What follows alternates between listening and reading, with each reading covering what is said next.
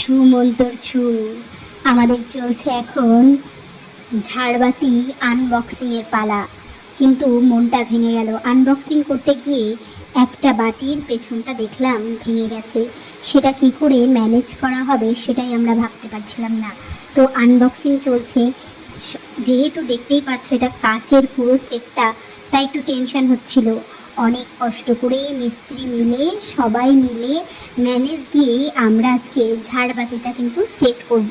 তো লাস্ট দেখো তোমরা সেটিং করার পরে কেমন লাগছে। জাদুমন্তর দিয়ে খোলা হয়েছে, তাই ভাবছি যে হয়তো জাদুর মতোই সুন্দর লাগবে।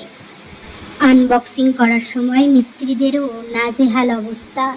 তারপরে প্রতিটা জিনিস সেটিং করার জন্য আমরা কিন্তু চাঁদনি চক থেকে একটা ছবি তুলে এনেছিলাম। সেই ছবি দেখে দেখেই আমাদের এটা রেডি করা হচ্ছে। তো ফাইনালি দেখো কেমন লাগছে তোমরা কিন্তু